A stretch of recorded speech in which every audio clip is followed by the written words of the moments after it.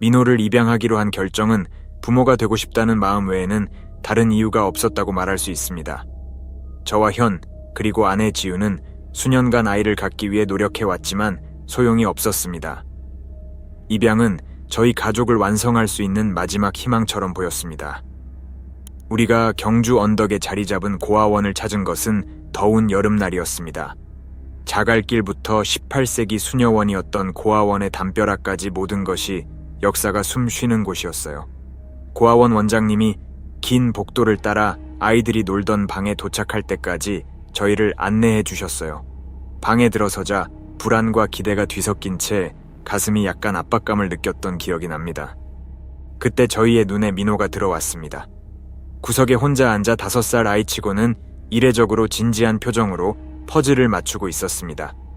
그의 외모는 연약해 보였고 검은 머리카락은 바짝 자르고 그의 눈은 거의 까맣게 보일 정도로 짙은 갈색이었다.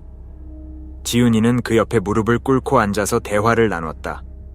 민호는 나를 당황하게 할 만큼 강렬한 눈빛으로 우리를 바라보았지만 정중하게 대답했다. 얇은 뿔테 안경을 쓴 백발의 여성 교장 선생님은 얼굴에 걱정스러운 그림자를 들이운 채 그 광경을 지켜보고 계셨습니다. 교장 선생님은 아무 말도 하기 싫다는 듯이 민호는 많은 사랑과 인내가 필요한 특별한 아이라고 말씀하셨습니다. 그 당시에는 이해하지 못했지만 나중에야 깨닫게 될 그 말에는 무게가 있었습니다. 우리는 바로 그날 그 아이를 우리 아들이 되기로 결정했습니다. 입양은 마치 운명이 우리를 서두르는 것처럼 놀라울 정도로 빠르게 진행되었습니다. 마침내 민호를 집으로 데려왔을 때 저희는 오랫동안 느껴보지 못한 기쁨을 느꼈습니다. 하지만 빛과 기쁨으로 가득했던 집은 민호의 존재로 인해 새로운 모습을 보이기 시작했습니다. 집 안복대에 드리워진 그림자, 고요함, 그 무언가가 우리에게 단순한 소년 이상의 무언가를 열어젖힌 것 같다고 속삭였습니다. 민호와 함께한 첫날은 기쁨과 낯설미 뒤섞인 날들이었습니다. 민호는 집의 일상에 잘 적응했고 항상 세심하고 관찰력이 뛰어났습니다. 가끔은 우리가 들을 수 없는 무언가를 듣고 있는 것처럼 가만히 서서 허공을 응시하는 민호를 발견하곤 했죠.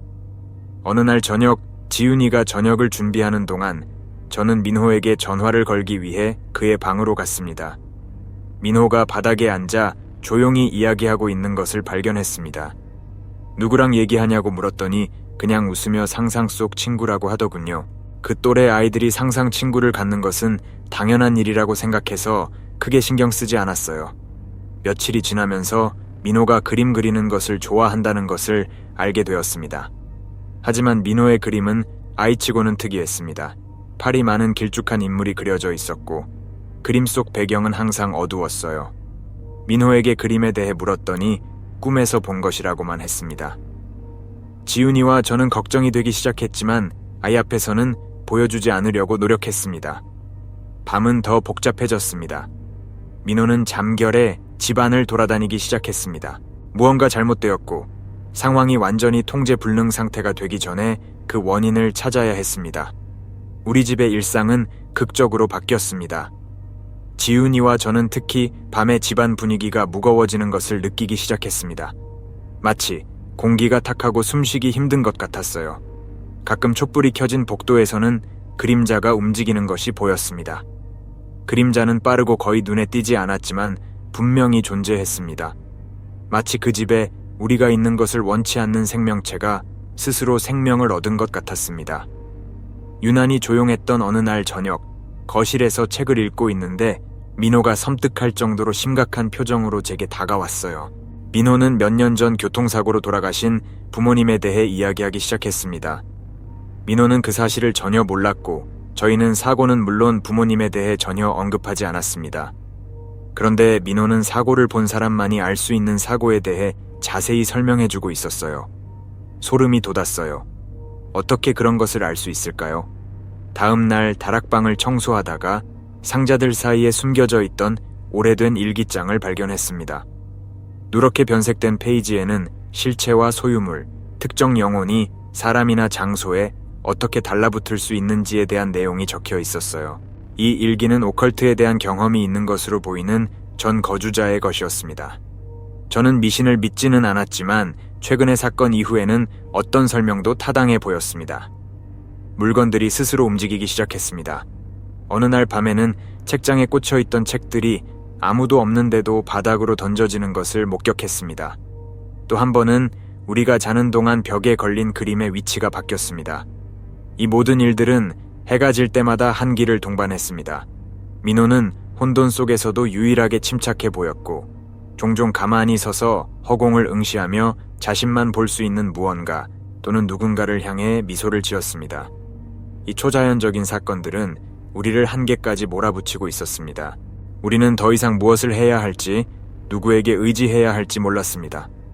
희망차게 시작했던 입양은 지윤이도 저도 감당할 수 없는 악몽으로 변해가고 있었습니다. 폭풍우가 몰아치고 번개가 어두운 하늘을 가르는 어느 날 밤, 민호에 대한 우리의 인식을 영원히 바꿔놓을 일이 일어났습니다. 지윤이는 목이 메어 울면서 깨어났고 간간히 번쩍이는 번개에 창백한 얼굴이 비춰졌다. 지윤이는 저를 민호의 방으로 끌고 갔고 불을 켜자마자 사라진 그림자 같은 형체와 조용히 이야기를 나누고 있는 민호를 발견했습니다. 그냥 그림자라고 믿고 싶었지만 쌀쌀한 공기와 유황 냄새가 뭔가 다른 것이 있다는 증거였습니다. 그 후 며칠 동안 민호는 병에 걸렸습니다. 이유 없이 천이 오르락 내리락 했고 정신착란 증세를 보이며 중얼거리는 목소리가 들렸습니다. 어린아이의 목소리가 아닌 우리가 모르는 언어로 속삭이는 목소리였습니다. 겁에 질린 지윤이는 침대 옆에서 잠 못 이루는 밤을 보냈고 저는 무슨 일이 벌어지고 있는지 논리적으로 설명할 수 있는 방법을 찾았습니다. 집이 점점 좁아지는 것 같았고 복도와 그림자가 점점 더 위협적으로 다가왔습니다. 절망한 저는 지역 신부에게 도움을 요청했습니다. 저는 항상 친절한 미소를 지으며 마을을 걸어 다니는 신부님을 배웠거든요. 하지만 제 이야기를 듣자 신부님의 표정이 바뀌었어요. 신부님은 저에게 악령에 대해, 그리고 드물게는 악령이 어떤 사람이나 장소에 어떻게 달라붙을 수 있는지 알려주셨어요. 그의 조언은 간단했습니다. 민호는 이 세상에 존재하지 않는 존재의 영향을 받고 있을지도 모른다는 것이었습니다. 그는 집에서 정화의식을 하자고 제안했고 저는 평생 해볼 수 없을 거라고 생각했습니다. 우리는 성수와 십자가 그리고 많은 희망으로 무장했습니다. 지훈이와 저는 신부님이 제안한 대로 집 구석구석에 성수를 뿌리고 한 번도 해본 적 없는 기도문을 외웠습니다. 그날 밤 의식을 치르는 동안 공기가 무거워지고 벽에서 웃음소리와 속삭임이 들렸습니다. 그러나 민호는 우리가 직면한 모든 악으로부터 멀리 떨어져 있는 것처럼 보일 정도로 고요한 잠을 푹 잤다. 보이지 않지만 확실히 느낄 수 있는 무언가에 맞서 소리 없이 싸워야 했던 긴 밤이었습니다.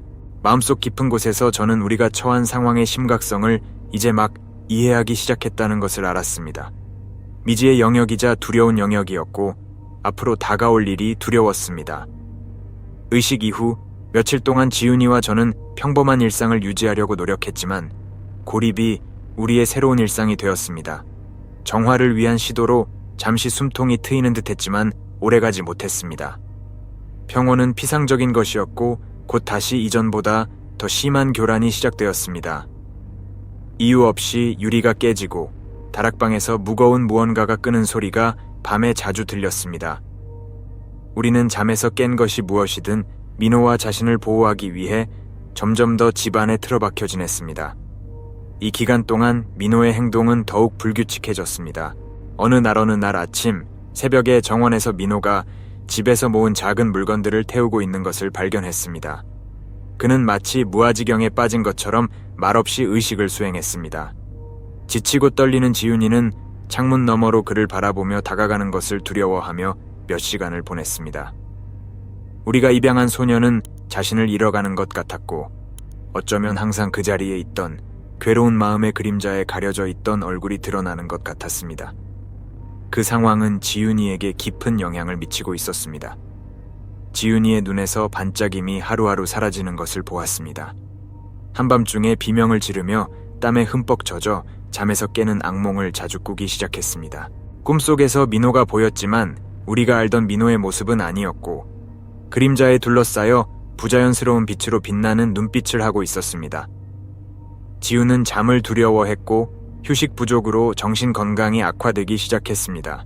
사회적 고립이 완성되었습니다. 친구와 가족들은 우리 집과 우리의 행동에 대한 소문이 퍼지는 것에 겁을 먹고 방문을 중단했습니다. 아무도 이해하지 못하는 일에 관여하고 싶어 하지 않았습니다. 우리는 어떻게 이길지 모르는 싸움을 혼자서 하고 있었습니다. 날이 갈수록 악의 존재는 우리 집을 침범한 공포와 절망을 먹고 더 강해지는 것 같았습니다. 우리 삶의 이 시기는 상상도 할 수 없었던 외로움과 공포로 점철되어 있었습니다. 모든 그림자는 위험을 숨기는 것 같았고 집안의 모든 속삭임은 경고였습니다. 우리는 피난처이자 평화가 있어야 할 집이 어두운 감옥이 되어버린 우리 집에 갇혀 있었습니다. 며칠이 지나면서 우리 집의 공포는 견딜 수 없는 수준으로 높아졌습니다. 밤은 벽에서 들려오는 듯한 끔찍한 비명과 웃음소리가 교향곡처럼 울려 퍼졌습니다. 그 중심에 있는 민호는 무서운 침착함과 격렬한 분노의 순간을 번갈아가며 겪었습니다. 그러던 어느 날 밤, 기괴한 웃음소리가 집안에 울려 퍼지는 가운데 복도에서 민호가 허공을 응시하며 자신만 볼 수 있는 무언가를 향해 미소 짓고 있는 모습을 발견했습니다. 우리 집 뒷마당에서 동물들이 죽은 채로 나타나기 시작했습니다. 고목나무 밑에서 죽은 새를 처음 봤을 때는 사고로 죽은 줄 알았어요. 하지만 다른 작은 포유류들도 제의적인 방식으로 죽어 있었습니다.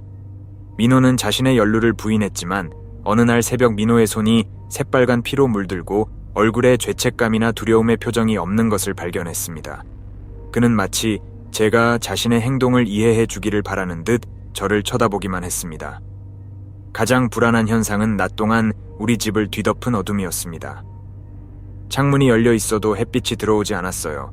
우리는 서로를 거의 볼 수 없을 정도로 희미한 빛이 계속되는 어스름 속에서 살았습니다. 그 순간 밀실 공포증은 거의 실제하는 것 같았고 어떻게 해소할 수 있을지 알 수 없는 압박감이 밀려왔습니다. 절박한 심정으로 저는 민우에게 대면하려고 했습니다. 조용히 저녁을 먹으며 저는 그에게 목소리 동물, 어둠에 대해 물었습니다. 그의 대답은 등골이 오싹할 정도로 차가웠습니다. 그는 자신의 목소리가 아닌 다른 시간이나 다른 세계에서 온 것 같은 깊고 울림이 있는 목소리로 말했습니다. 그는 불길한 말로 우리에게 탈출구는 없으며 우리의 손길과 통제를 벗어났다고 경고했습니다. 그 말을 들은 지훈이는 흐느끼며 방을 뛰쳐나갔고 저는 마비된 채로 서서 어떻게 우리의 삶이 이렇게 됐는지 이해하려고 애썼습니다.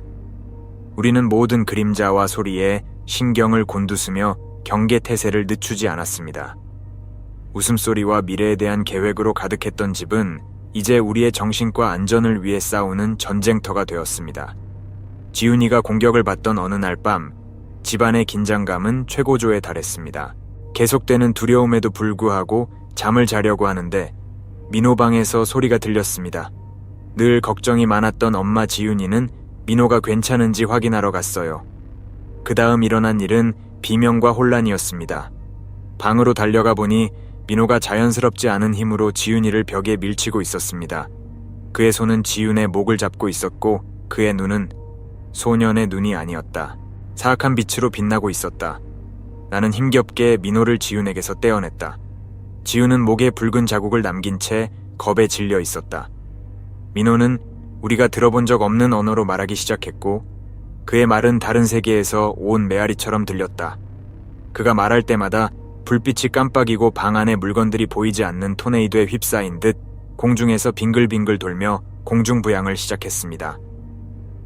그날 밤 집안의 존재는 완전히 그 모습을 드러냈습니다. 깊고 무서운 목소리가 모든 방에 울려 퍼지면서 절망과 고통의 말로 우리를 위협했습니다. 당신은 결코 안전하지 않을 것이다. 그 목소리는 벽에 그림자가 춤을 추며 기괴한 형상을 만들면서 말했습니다. 지훈이와 저는 무심코 들어온 존재의 힘으로 집이 흔들리는 것을 느끼며 바닥에 서로를 껴안았습니다.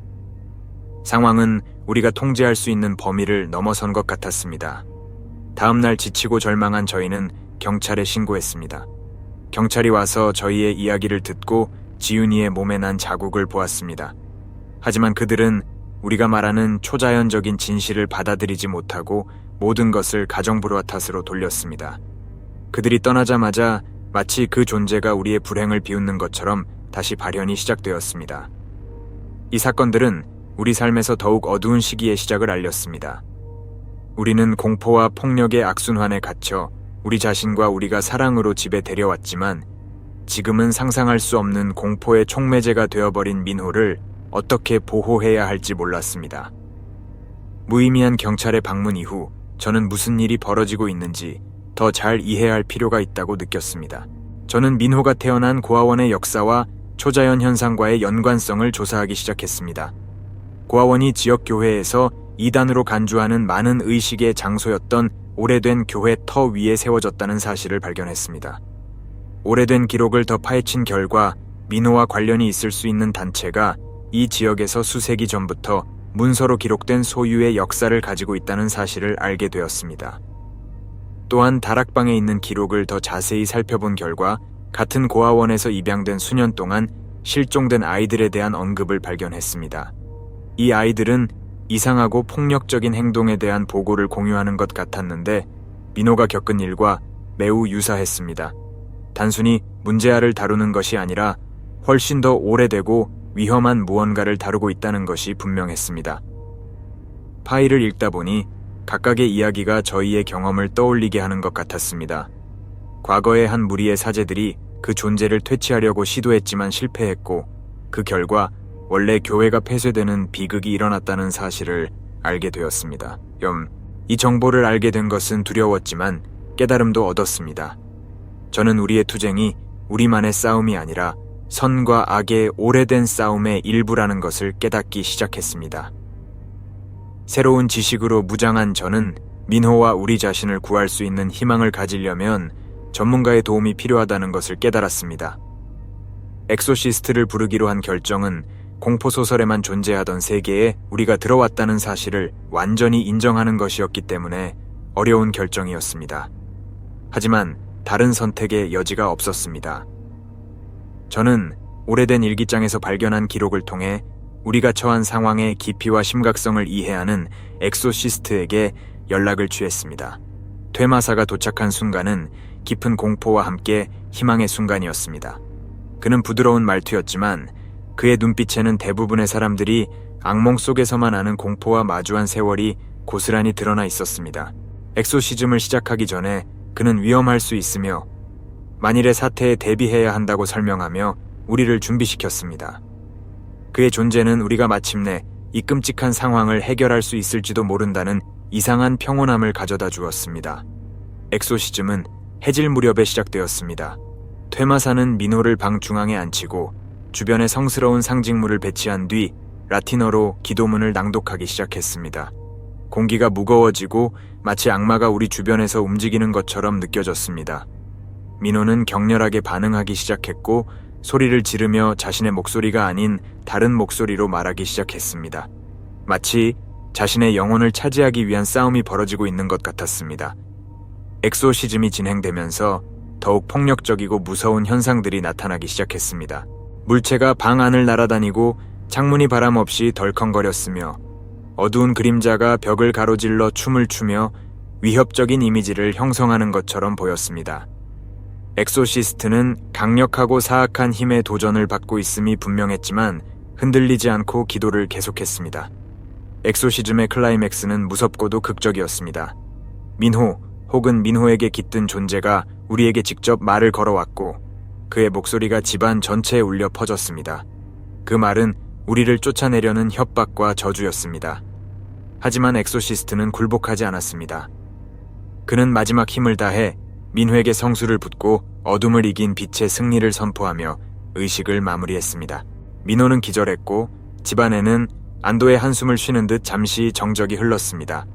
하지만 평화는 잠시뿐이었습니다. 대결 중에 보이지 않는 무언가에 의해 눈에 띄게 약해지고 상처를 입은 엑소시스트는 그 존재가 강하고 돌아올 수 있다고 경고했습니다. 그는 상처로 인해 치료를 받기 위해 서둘러 집을 떠나야 했고 악마가 실제로 추방되었는지 여부에 대한 불확실한 느낌을 남겼습니다. 퇴마사가 떠난 후에도 우리 집의 긴장감은 가시지 않았습니다. 지훈이와 저는 언제 악령이 다시 민호를 지배할지 모른다는 두려움에 끊임없이 민호를 지켜보았습니다. 그 다음 날은 그림자 하나, 소리 하나에도 경계를 늦추지 않는 팽팽한 긴장감이 감돌았습니다. 엑소시즘이 완전히 성공한 것인지 아니면 폭풍 전의 일시적인 소강 상태인지는 알 수 없었습니다. 계속 경계를 늦추지 않은 결과 강도는 약해졌지만 이상한 현상이 지속되고 있었습니다. 작은 물체가 저절로 움직이기도 하고 한밤중에는 민호의 방에서 속삭이는 소리가 들리기도 했습니다. 민호는 차분해 보였지만 가끔 자연스럽지 않은 눈빛을 보이기도 했습니다. 민호의 완전한 회복에 대한 의구심 때문에 밤잠을 설치며 엑소시즘을 다시 시도할지 다른 도움을 구할지 고민했습니다. 어느 날 밤, 초승달 아래서 잠을 자고 있을 때 압도적인 존재가 우리를 깨웠습니다. 공기가 충전되고 숨막히는 압박감이 방 안을 사로잡았습니다. 민호는 복돼 서서 피를 오싹하게 하는 강렬함으로 우리를 쳐다보고 있었습니다. 그는 아무 말 없이 돌아서서 방으로 돌아갔고 그 뒤에는 차가운 흔적을 남겼습니다. 그것은 그 존재가 여전히 그림자 속에 숨어 다시 나타날 적절한 순간을 기다리고 있다는 것을 상기시켜 주었습니다. 그 후 며칠 동안 우울한 분위기와 끊임없는 공포감은 우리의 영원한 동반자가 되었습니다. 지은이와 저는 민호를 통해 우리 집에 들어온 아기 다시 완전한 모습으로 나타나기만을 기다리며 벼랑 끝에 서 있다는 것을 알았습니다. 민호를 입양했을 때 꿈꿨던 삶은 탈출구가 보이지 않는 악몽의 연속으로 바뀌었습니다. 그렇게 저희 가족은 형언할 수 없는 공포의 그림자가 드리운 채 하루하루를 살았습니다. 전투가 끝나고 안도하는 순간도 있었지만 전쟁은 끝나지 않았음을 우리는 두려워했습니다. 한때 사랑과 웃음이 넘쳤던 우리 집은 이제 구석구석에 우리의 정신을 위협하고 생존을 위협하는 공포가 숨어있는 소리 없는 전쟁터에 불과했습니다.